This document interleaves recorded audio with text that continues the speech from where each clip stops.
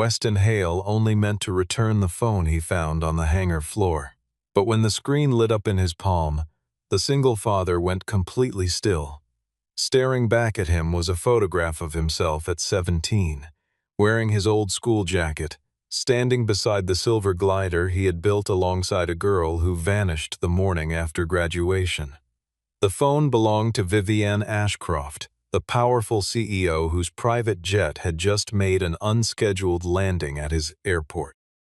22 years had passed since she left without a single word of goodbye, and now she was looking straight at him, asking the question that stopped every thought in his head. Did you never receive any of my letters? Stay until the very end to find out who tore them apart and why that photograph had never once been deleted. The evening shift at Lakehurst Regional Airport began like most others. Quiet runways, instrument checks, the particular hum of ground support equipment moving in the blue-gray light of a Michigan dusk. Weston Hale was 40 years old, methodical by temperament and immovable by habit, and he had spent the better part of the last 12 years in hangars like this one, reading the language that machines speak when something is about to go wrong. He had been assigned to assist with ground power verification for an Ashcroft Aeronautics test aircraft that had diverted from its scheduled flight path, nothing in the briefing suggesting the night would become anything other than a long shift with overtime paperwork. He was working alone near the far end of the hangar, tracing a voltage irregularity in a secondary junction panel, when his boot caught the edge of something on the polished concrete. A slim, brushed titanium phone, tucked half under the low bench reserved for visiting technical delegations. He picked it up automatically, intending to carry it to the operations desk, and the screen pulsed to life as he turned it over in his hand. What he saw on that lock screen made the breath leave his body as if he had walked into an airframe at full pressure. A boy of 17 stood beside a glider with a 2-meter wingspan and silver laminate wings, the kind of construction that could only have been built by someone who genuinely cared whether the numbers held under load. The boy's jacket read Lakehurst High across the chest. His expression was the quiet pride of someone who had just heard his name announced over a state competition loudspeaker. Weston knew the photograph because he had been standing inside it on the day it was taken. At the regional science fair during the last spring, he had believed anything about his future was certain. The original image had held two figures. He and the girl beside him had built that glider together, her on the mathematics and aerodynamic modeling, him on the physical assembly and balance systems. But the lock screen had been cropped so that only his half remained. He stood there with a dead man's stillness, still holding the phone, while the implications of what he was looking at arranged themselves into a sentence he could not yet bring himself to finish. He did not hear the security team coming back down the corridor until one of them addressed him by name and asked him to return the device belonging to Ms. Ashcroft. Vivienne Ashcroft came around the corner of the hangar 30 seconds later, and she recognized him before he had fully registered who she was. Her face went through several things in rapid sequence: recognition, a sharp intake of breath barely visible, and then a very controlled stillness that Weston understood as a person accustomed to being watched, choosing not to show everything at once. She was dressed for a board-level meeting rather than a hangar floor, and she carried herself with the particular composure of someone who had spent 2 decades being the most powerful person in every room she entered. He handed the phone back without a word. She looked at his expression and understood with perfect clarity that he had seen what was on the screen. The security team withdrew at a quiet gesture from Vivienne, and the two of them stood in the ambient noise of the hangar while 22 years tried to compress themselves into the space of a single moment. She asked the only question that mattered, and he told her the truth. He had waited a full year, checking the mail every day, writing letters that were returned or went unanswered, and finally receiving a short note that he had interpreted as the end of everything between them. Vivian absorbed this without expression. Then she said she had sent him 37 letters. To understand why that number felt like a physical blow, it was necessary to go back to the year that had built both of them and then taken itself apart. Vivian had arrived in Lakehurst during the fall semester of their senior year, when Thaddeus Ashcroft had opened a short-term research facility 40 minutes outside of town and moved his family temporarily into a lakeside house that was more square footage than the entire science building at Lakehurst High. She walked into the school carrying the polished silence of someone who had grown up understanding that wealth created distance, and most of her classmates confirmed that expectation by maintaining it. Weston had not done that. He sat beside her in the science elective not because he was unaware of who her father was, but because he was genuinely more interested in her answer to the problem on the board, and she had noticed the difference. They began working together informally, then officially through the science club, and the glider project emerged from a conversation about whether a passive balance control system could compensate for variable wind shear without any active motor input. Vivian handled the aerodynamics and the load calculations with a precision that made Weston re-examine his own work every time she handed back a marked-up draft. He handled the physical construction and the mechanical balance rig, translating her equations into something that could be held and tested and adjusted. The collaboration deepened into friendship over 4 months of Tuesday afternoons and Saturday mornings in the school workshop, and then deepened further into something neither of them had a practiced vocabulary for, because it was the first time for both of them. They won the state competition in April. The photograph was taken that day, both of them standing beside the glider with the kind of straightforward happiness that belongs entirely to people who have not yet learned what it costs. By May, they had begun quietly discussing which engineering programs at public universities offered combined enrollment pathways, and by the time graduation week arrived, the future they imagined together felt more solid than the one their separate families had planned. The night before the ceremony, Vivian told him that her family intended to take her to London for the summer and possibly longer, that her father had been negotiating a European expansion of the aeronautics division, and that she was going to fight to come back. She would write him the moment she had a stable address. She asked him to wait. 3 days after graduation, the Ashcroft household left Lakehurst without ceremony and without any opportunity for Vivian to see Weston one final time. He wrote to the London address she had given him and received no response. He wrote again and again through the summer and into the following fall. Then a letter arrived, short, clean, signed with Vivian's name, saying that the feelings they had shared were an adolescent impulse, and that she had chosen not to continue the correspondence. Weston read it once, folded it, and put it in a drawer where it remained for 22 years. He did not cry, because he was 18 and had learned early that certain kinds of pain did not announce themselves dramatically. They simply moved in and rearranged the furniture of who you were.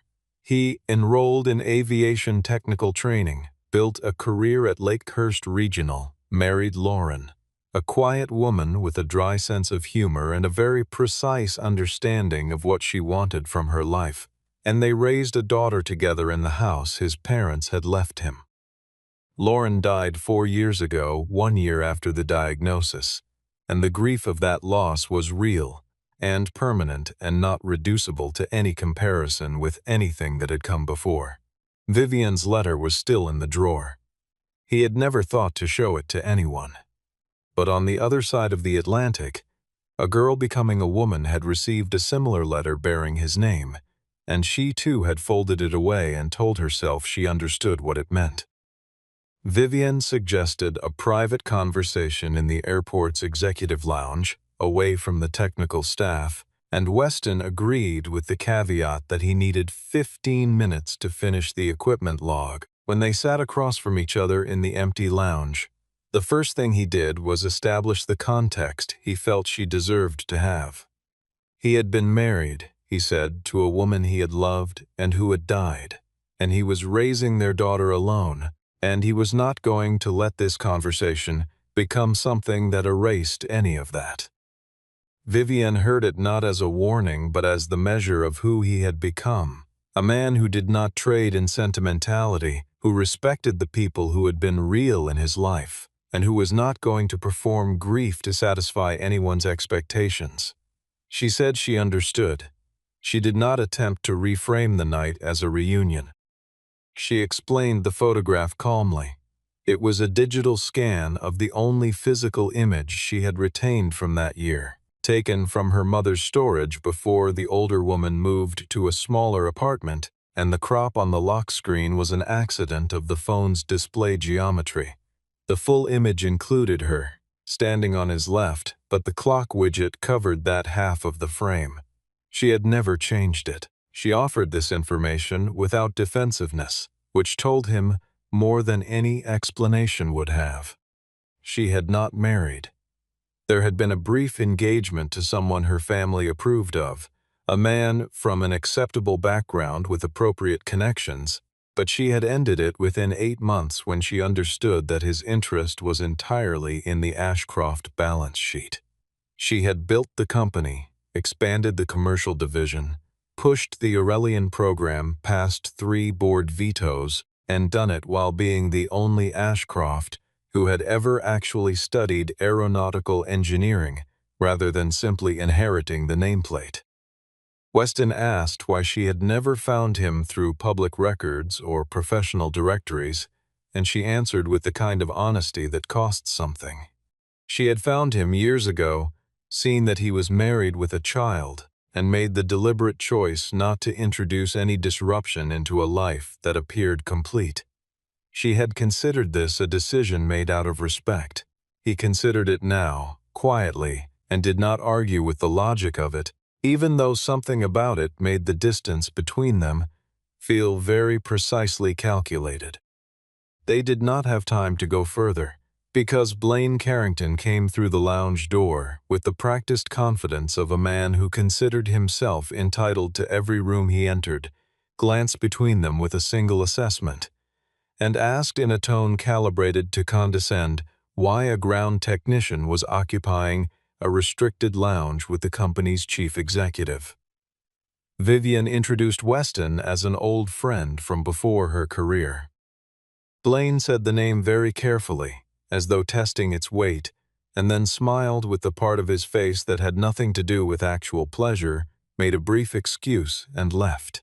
In the corridor outside, his phone was already at his ear, and he gave the instruction in a low voice that a certain sealed family file, the one from the summer after Vivian Ashcroft's graduation year, needed to be located and reviewed immediately. The Ashcroft Aurelian X had diverted to Lakehurst because its autopilot was generating a continuous false pitch warning, telling the flight management computer that the aircraft was rolling when the attitude indicators showed it was level.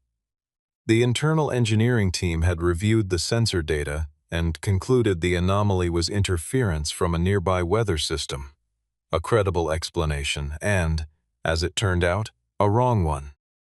Blaine had been pressing for the aircraft to return to the test schedule within 24 hours because a demonstration flight was scheduled for a consortium of defense procurement officers whose interest in the program had been difficult to secure and would not survive another postponement. The internal team had signed off on the return-to-service document, and Blaine had already sent the updated flight plan to the visiting delegation when Weston, running a routine ground power continuity check, noticed something in the electrical load patterns that the main diagnostic software had not flagged. The pitch error only appeared during windows when both the anti-ice system and the flight data transmitter were drawing power simultaneously. Alone, each system tested clean. Together, They produced a voltage ripple below the alarm threshold, but sufficient to feed the inertial reference unit a fractionally incorrect signal. He brought this to Tobias Wren, Ashcroft's chief of engineering, a man with 57 years of patience and the deep, undemonstrative expertise that had kept the company technically credible through 4 different CEO transitions. Tobias listened to Weston's analysis with the specific quality of attention that only engineers who have been wrong about something serious ever develop. Blaine, who had arrived in the maintenance bay to push for departure clearance, made a remark sharp enough to make 2 junior technicians go very still. Something about local ground crew offering remedial instruction to the people who had actually designed the aircraft. Vivian was there, and she asked Tobias to run the interaction test. The results confirmed everything Weston had described. A secondary distribution module was generating micro-oscillations under the dual-load condition, and the cumulative effect over a long flight in icing conditions could force the flight crew to disengage the autopilot at a critical phase of approach. It was not a catastrophic failure mode. It was the kind of failure mode that contributed entries to accident investigation reports. Vivian suspended the demonstration flight and accepted the contractual consequences. Tobias, who had watched Weston trace an interactive fault that his own team had systematically missed, asked whether Weston would consider taking a short-term independent verification contract. Reporting through the engineering office, not through the executive suite, to keep the arrangement at arm's length from any personal consideration. Weston agreed to those terms and added one of his own. Every finding he produced would go to Tobias first, in writing, before any communication with Vivian, precisely so that no one could later argue the work had been shaped by anything other than the data. It was a structurally sound arrangement. What neither man had noticed yet was that the distribution module generating the fault had a supplier designation that traced directly to a sourcing recommendation. Blaine Carrington had introduced into the procurement chain 14 months earlier.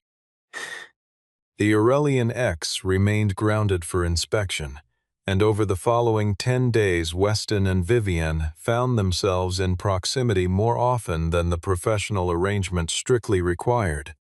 Not because either of them sought it, but because a serious airworthiness investigation on a small airfield creates a compressed geography in which the relevant people repeatedly encounter each other at coffee machines and corridor intersections. They were careful and they were honest about being careful, which was its own kind of progress. Vivian brought him several pages photographed from letters she had written during the first year after London, digital scans recovered from a draft folder in her mother's archived email, letters that had never been sent electronically, but that she had typed as backups before mailing the handwritten versions. Reading them, Weston experienced the particular vertigo of encountering a past that had existed in full and parallel to the version he had lived. The letters described a girl navigating a city where she knew no one who spoke to her as though she were a person rather than an inheritance, calculating the months until she would be old enough to take a flight back to Michigan without asking permission, describing the London autumn as beautiful and completely irrelevant to anything she actually cared about. He showed her the letter he had kept. She read it standing at the window of the hangar office, holding it with 2 hands as though the paper required steadying, and when she finished, she said only that she had never written those sentences. They compared the signature, her name written in the careful cursive she had learned at 9, with the particular loop on the capital V that she had never been able to break, against the signature on his letter. The loops were present but mechanical, the way a signature looks when someone has studied it carefully enough to approximate the shape but has never inhabited the motion. Neither of them made the accusation aloud. Weston said he wanted documented evidence before any name was attached to the conclusion. because turning private pain into public accusation without proof was a way of making yourself into exactly the kind of person he had spent his adult life refusing to become. Marin Caldwell, the company's legal compliance director, began an audit of the historical correspondence records held in the Ashcroft family's retained legal archive. What she found was that every piece of mail processed during a 14-month window surrounding Vivienne's first year abroad had passed through the offices of Carrington Legal under a family services retainer, with Blaine, 19 years old, working a summer position at his father's firm, listed as secondary correspondence coordinator. June arrived at the airport one afternoon to give her father a document he had left at home, and she encountered Vivienne briefly in the operations hallway. Vivienne did not attempt to be charming or to make herself appealing to a 16-year-old girl whose instincts were almost certainly already calibrated to distinguish between people who wanted something and people who were simply present. She said she was an old friend of Weston's from before his career, and she asked June what she was studying in school. June said astronomy and photography, and Vivienne said those were two disciplines that rewarded the same fundamental skill, knowing exactly where to point your attention. June went home and mentioned to her father, with the careful neutrality of a teenager who had decided not to editorialize, that his friend seemed like someone who gave answers instead of performances. That same evening, Weston found the old photograph of the glider in the family memory box on the hallway shelf, a physical print, slightly faded at the edges, with both figures intact. Himself and Vivienne, the full image, neither of them cropped out of each other's story. He turned it over.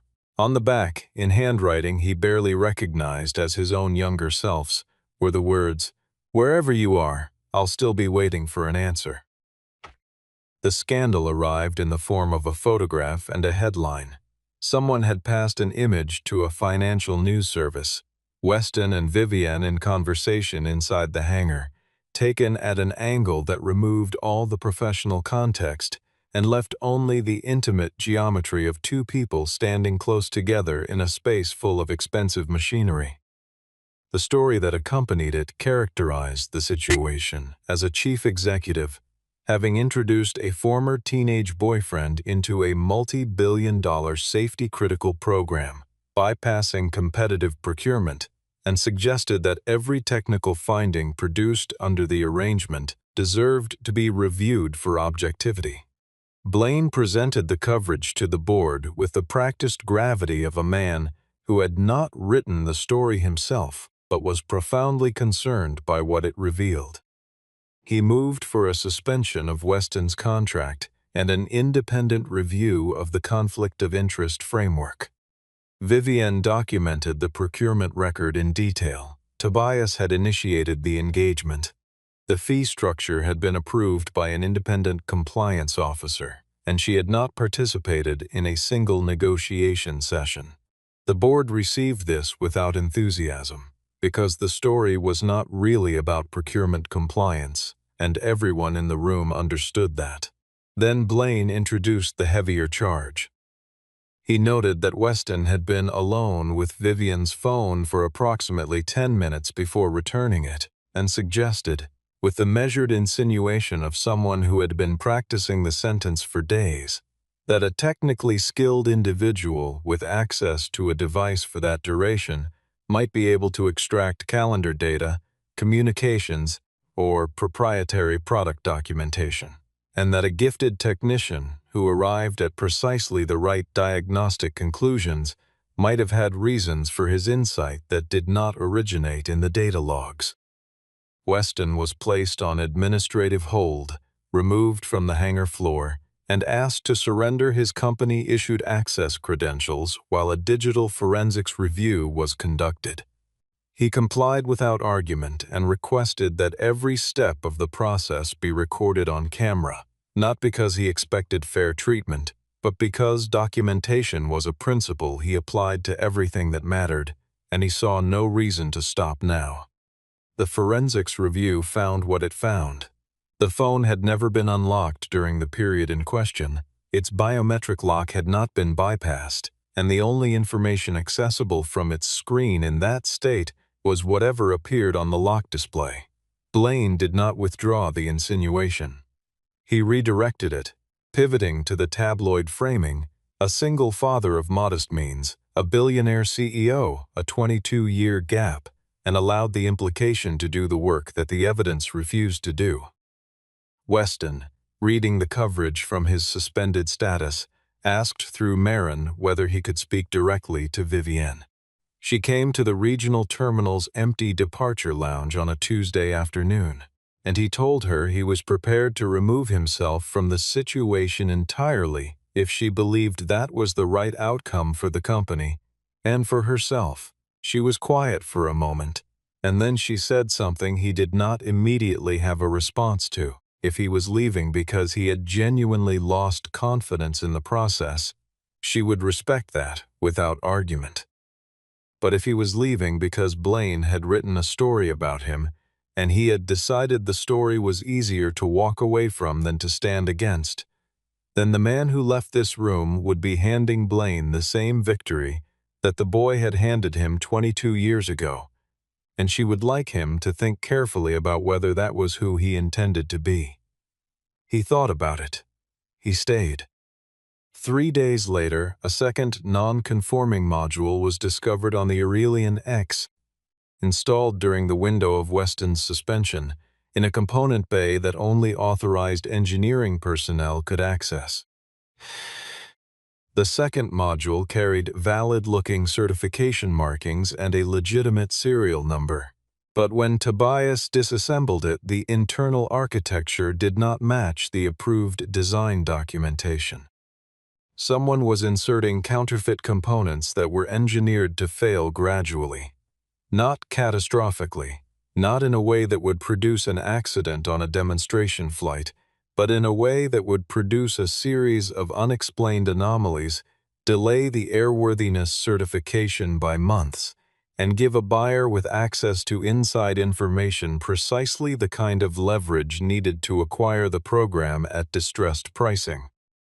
Tobias and Weston worked quietly for 6 days, mapping the component substitution timeline against the internal communication logs, using a tracking system they had constructed without notifying the broader management chain.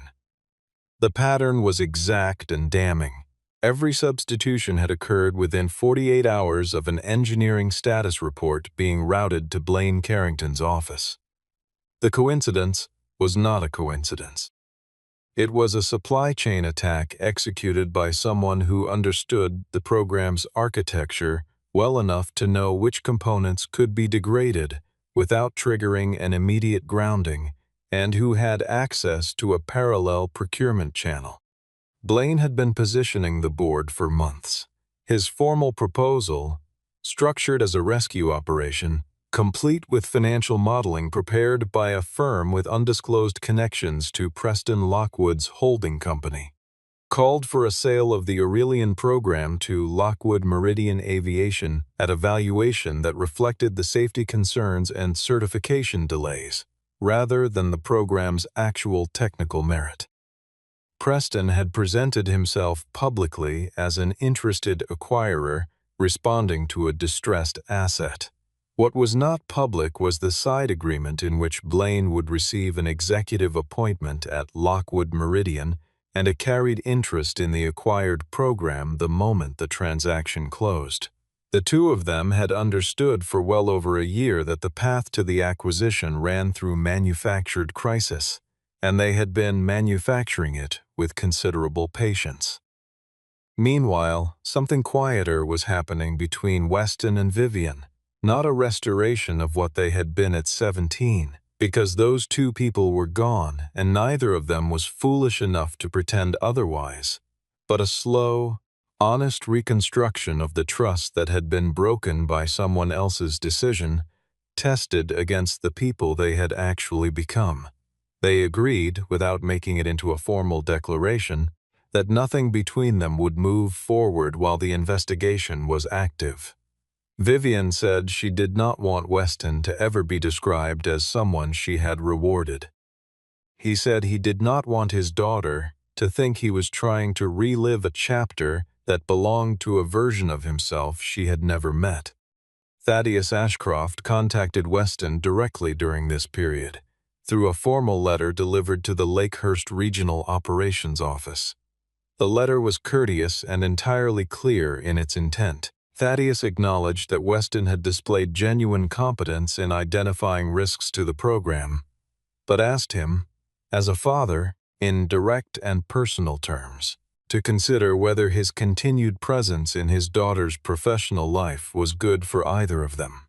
Weston went to see him in person, which the old man had not expected. He sat across from a 70-year-old industrialist in a study full of framed certifications and said, without particular heat, that he had left once before because he had believed Vivienne wanted him gone.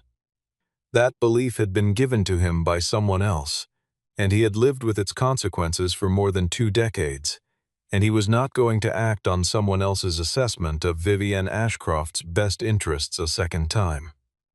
Thaddeus was silent for a long moment. Then he said, in a voice that carried the particular weight of a man confronting something he had built without knowing its full dimensions, that he had only ever asked his lawyers to hold the correspondence for a season, to give Vivienne time to adjust before letting the summer romance resume, if it was going to. He had not given any instruction to fabricate anything, and he had lived with what he now understood had happened in that office, under the cover of his authority, as the most expensive mistake of a lifetime that had not been short on expensive mistakes. Marin Caldwell found Margaret Ellis through a pension filing from the dissolved Carrington legal partnership. Margaret was 74 years old, living in a retirement community 2 hours north of Lakehurst, and her first response to Marin's visit was to close the door. She had signed a confidentiality agreement at the time of the firm's dissolution and had spent 22 years arranging her memory of that summer into a shape she could live with. Marin told her, without embellishment, what Blaine was currently attempting to do with an aircraft that had non-conforming components installed in its flight control system. Margaret opened the door again and asked Marin to come in and sit down. She had never spoken to anyone about what she had seen in the files that season. She was going to speak about it now.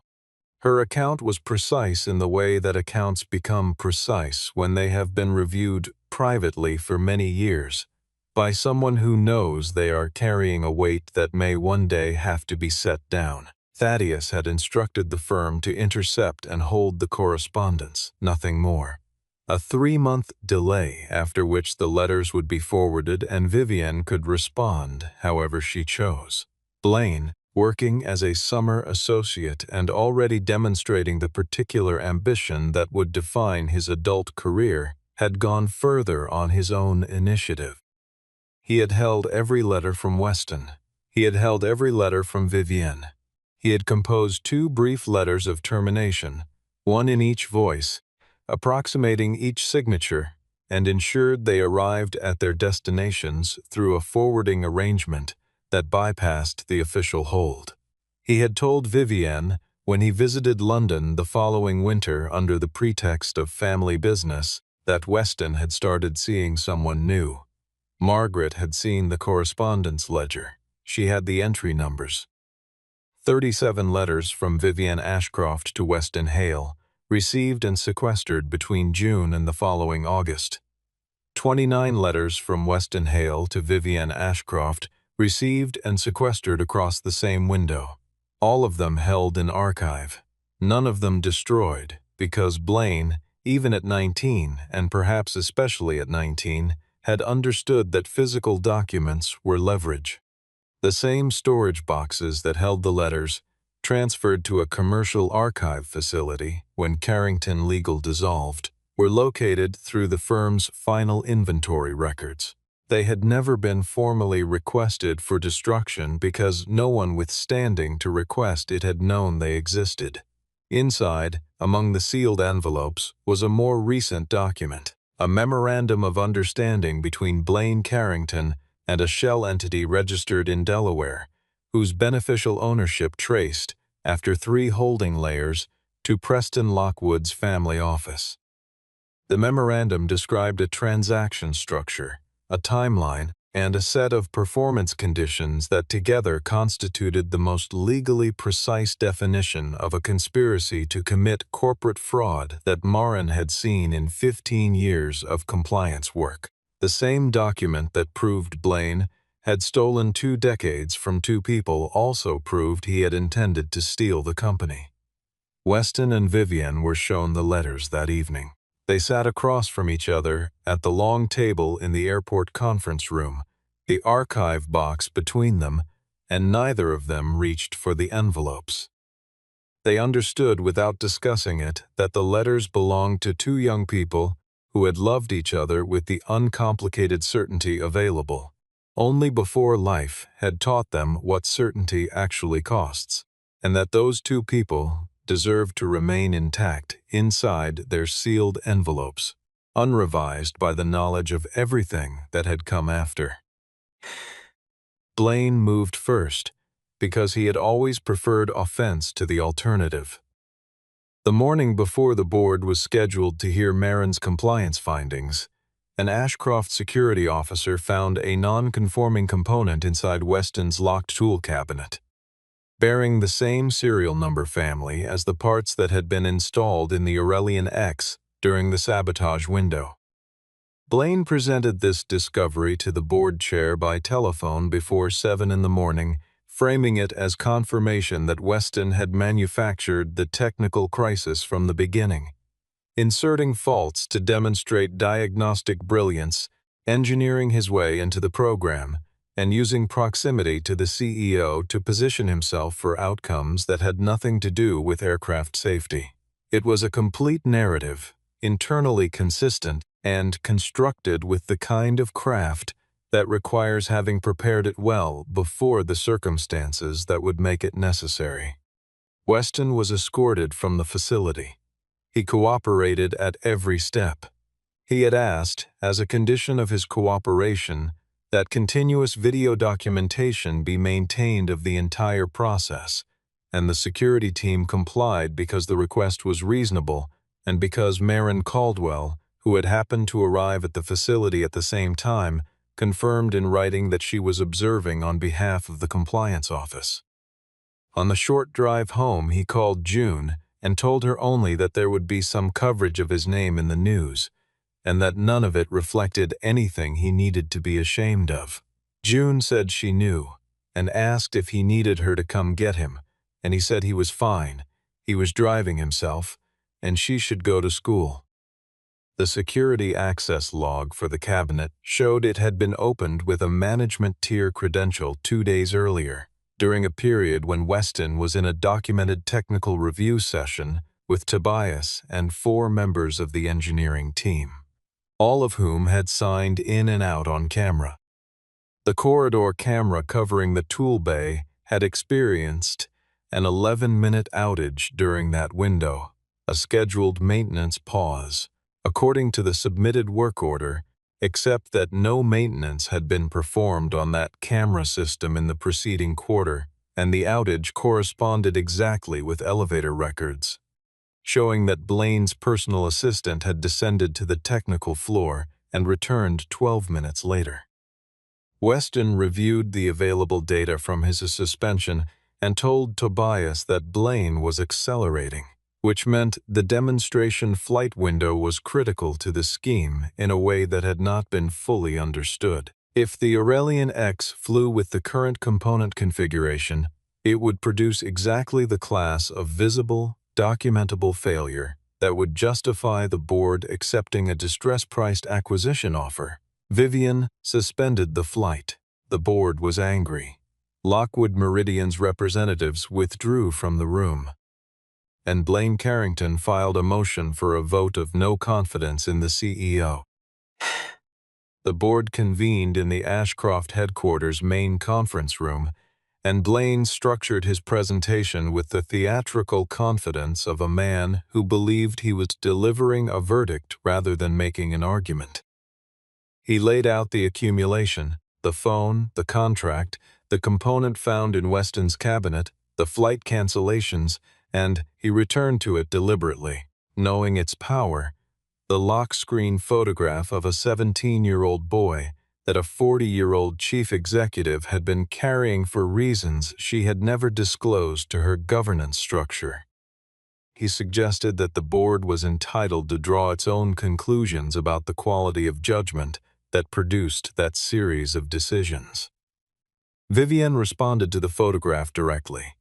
She said a personal image on a private device was not a governance matter, that it did not demonstrate professional incapacity, and that anyone who wished to argue otherwise was welcome to articulate the specific policy it violated.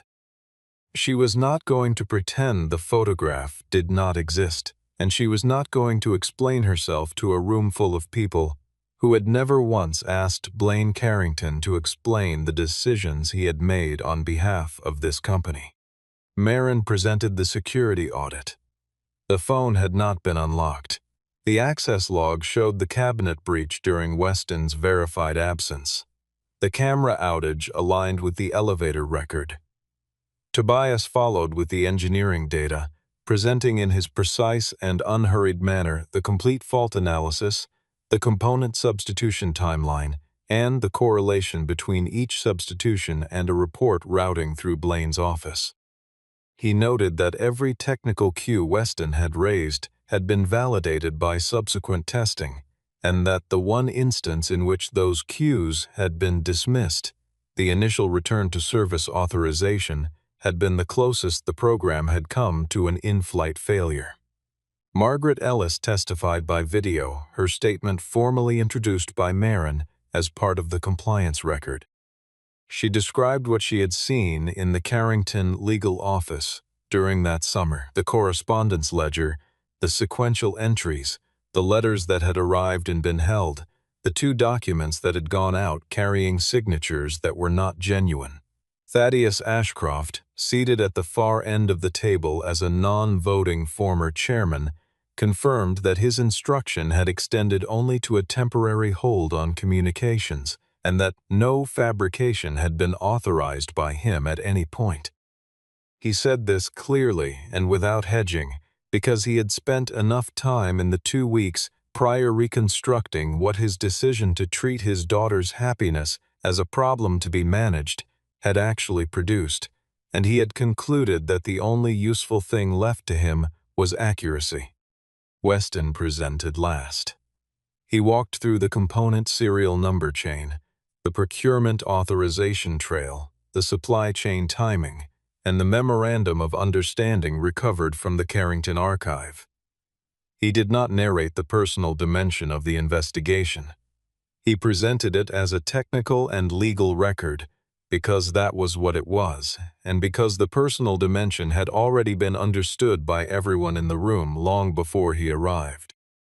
When Blaine said the signature on the memorandum was not his, Vivian produced the original document from the archive box, placed it on the table, and noted that it had been recovered with an intact notarial seal, a date stamp, and a full fingerprint set that the forensic unit had matched earlier that morning. The board vote was not close. Blaine was suspended from all executive functions pending a formal investigation by the company's external counsel, and, within 2 weeks, by federal aviation safety regulators who had been notified of the component substitution scheme. Preston Lockwood's acquisition approach was terminated. His proposed transaction structure referred to the relevant regulatory bodies, and the shareholders of Lockwood Meridian were not pleased with what they subsequently read in the investigative disclosures. Vivian retained her position and accepted a voluntarily initiated independent audit of the entire supply chain, not because she was required to, but because she understood that the people who built and serviced the aircraft her company produced deserved to know that the systems protecting them were sound. Thaddeus resigned his honorary chairmanship in a letter that was brief, private, and addressed to his daughter rather than to the board. He acknowledged that his belief in the correctness of his judgment had been the condition under which someone else's malice had operated, and that this was not a responsibility that could be shared or deferred. Vivian read it once, filed it, and did not respond for 3 weeks, at which point she called him, and they had a conversation that was not resolved by the end of the first hour, but that had not been possible before this. Weston was formally cleared and received a written offer from the company's board for the position of Director of Aviation Safety. He declined it. He explained, through Tobias, that accepting a position that placed him inside the Ashcroft executive structure would compromise both the independence of his work and the clarity of every other relationship in the building, and that he had spent enough of his adult life operating in circumstances where the personal and professional dimensions of a situation had been deliberately confused by people with an interest in the confusion. What he proposed instead was a partnership arrangement. He and Tobias would establish an independent airworthiness verification unit, incorporated separately, contracted at market rate to multiple commercial aviation clients, with Ashcroft Aeronautics as one client among several. The proposal was accepted. The unit took its first 2 contracts in the same quarter. Weston told June about the new arrangement on a Sunday morning over coffee, and she listened and then asked whether this was going to mean he traveled more or less than before. He said probably about the same. She said that was fine, and then she asked, with the careful, indirect precision of a 16-year-old who has already formed an opinion and would like her parent to catch up, whether Vivienne was going to be involved in the business. He said that they were separate arrangements. June said she understood that and asked again whether Vivienne was going to be involved. Weston told her they were figuring some things out. June said that seemed like a reasonable approach to most things. The months that followed moved at the pace of 2 people who had learned not to hurry conclusions. They saw each other when the work brought them to the same location, which was often enough. They had a series of dinners that were not announced as anything in particular, but that both of them showed up to having thought carefully about what they wanted to say. They were navigating the difference between the people they had been in love with at 17 and the people they were now, and they found that the navigating itself was something they were both genuinely interested in, which was its own kind of answer. The Aurelian X completed its final certification flight 14 months after the night Weston had found the phone on the hangar floor, with a fully re-audited component inventory and a monitoring protocol that Tobias had described in testimony to the regulatory body as the most rigorous supply chain verification process in the domestic commercial aviation sector. The airframe performed without anomaly across the full certification envelope. Weston was not aboard, because his role was in the analysis that preceded and followed flight, not in the flight itself.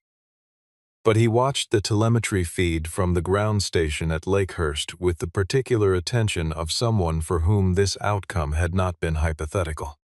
June graduated from Lakehurst High on a warm June evening, under the same sky that had covered the science fair where her father had built something he was proud of and stood beside someone he had not yet understood he was going to lose. Vivian attended the ceremony and sat next to Weston in the second row of the general seating, not in the reserved section, not as a distinguished guest or a donor to the school foundation, but as someone who was there because she wanted to be, for reasons that were entirely personal. June walked across the stage and found her father's face in the crowd and smiled the specific smile of a person who is satisfied with how things have turned out. After the ceremony, they went together, Weston, Vivienne, and June, back to the old municipal hangar where the original glider had been stored after its return from the state competition. The model had been professionally restored some years earlier as part of a local aviation history project and hung suspended from the ceiling on two thin cables, silver laminate wings precisely as they had been, the balance rig still visible beneath the fuselage. Weston had arranged to have the original full photograph mounted and framed on the wall beneath it. Both of them, unedited, standing together with the whole future apparently ahead of them. Vivienne handed him her phone. The lock screen had been changed. The image of the 17-year-old boy in the school jacket was gone. In its place was a photograph taken in the hangar on the morning of the Aurelian X's certification flight. Weston on the left, Vivienne on the right, June between them, all three looking at something outside the frame, and all three of them laughing at whatever it was. He looked at it for a moment and then asked whether replacing the old photograph meant she had decided to let go of the past. She said no. She had kept the original in a separate folder because it belonged to a version of herself she still wanted to be able to find. She had changed the lock screen because she no longer needed an old memory as a placeholder for someone she had actually found in the present. He reached into the inside pocket of his jacket and took out an envelope he had been carrying for a week. It was the last unsent letter from the archive box, one he had written in the November of the year Vivienne had left, addressed to a London address he had never confirmed, stamped but never mailed, and kept all these decades inside the sealed correspondence record because it had been intercepted before he could change his mind about sending it. He had read it once after receiving it back from the archive, then resealed it. The final sentence, legible through the envelope's worn translucency when held up to light, read, "If we ever find each other again, I hope I still have the courage to ask you one more time." Vivienne looked at the envelope and asked what he had wanted to ask. He did not produce a ring. He did not make a declaration that covered the distance of 22 years in a single sentence. He asked her to come home for dinner, to the house in Lakehurst, to the kitchen table where June did her homework, and the window faced the back garden, to an evening with no particular occasion that he would very much like her to be part of. He said this not with the urgency of someone trying to recover time, but with the steadiness of someone who had decided that the next chapter was worth beginning carefully. Vivienne said yes. The three of them walked out of the hangar together into the early summer night, and behind them the old glider turned slowly on its cables in the slight movement of the air from the opening door. No longer a monument to what had been taken, but evidence of the simpler, more durable truth that some journeys are not abandoned when they are interrupted. They are only waiting for the people who made them to find their way back to the beginning.